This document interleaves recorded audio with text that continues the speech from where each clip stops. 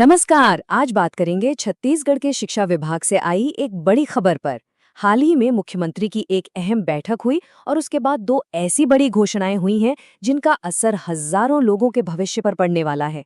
तो चलिए एक एक करके समझते हैं कि ये क्या है। और देखिए, सबसे बड़ी खबर तो इसी एक नंबर में छिपी है। 5,000।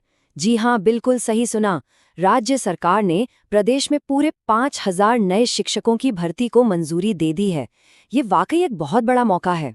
तो सवाल ये है कि ये फैसला आखिर लिया कब और कैसे गया। तो बात है 22 जनवरी 2024 की। उस दिन मुख्यमंत्री विष्णुदेव साय ने शिक्षा विभाग के कामकाज की समीक्षा के लिए एक बड़ी मीटिंग ली थी और वहीं से ये बड़ी खबर निकल कर आई।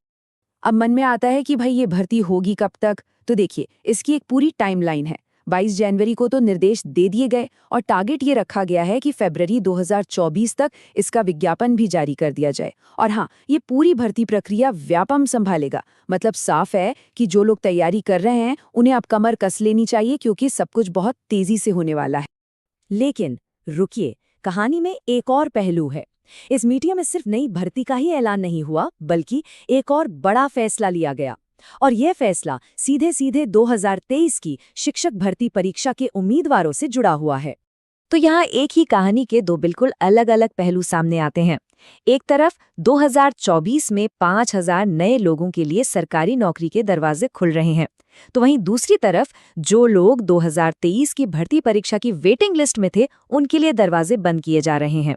सरकार ने एकदम साफ कर दिया है कि उस वेटिंग लिस्ट को आगे नहीं बढ़ाया जाएगा।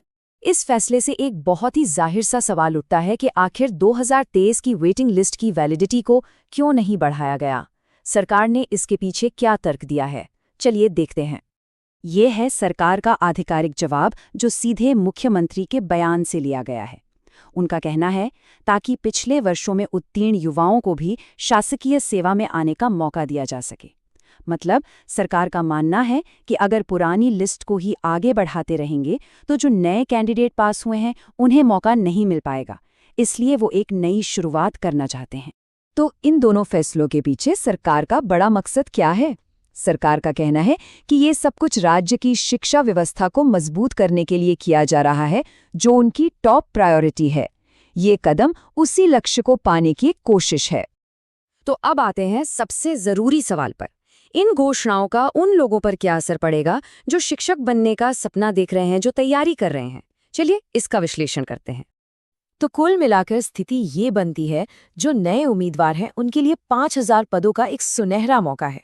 वहीं जो 2023 की वेटिंग लिस्ट में थे उनके लिए ये रास्ता अब बंद हो गया है। और अगर पूरे एजुकेशन सिस्टम के लिहाज से देखें तो ये शिक्षकों की कमी को दूर करने की दिशा में एक बड़ा कदम है। अब बस इंतजार है व्यापम के आधिकारिक विज्ञापन का, और तैयारी का समय अब शुरू होता है। तो ये तो साफ है कि सरकार ने शिक्षा व्यवस्था को लेकर एक बड़ा कदम उठाया है। लेकिन यहाँ एक सोचने वाली बात भी है। एक बड़ा सवाल भी खड़ा होता है, क्या 5,000 शिक्षकों की भर्ती प्रदेश की शिक्षा व्यवस्था की सारी चुनौतियों को दूर करने के लिए काफी है? ये एक ऐसा सवाल है जिसका जवाब हमें भविष्य में ही मिलेगा।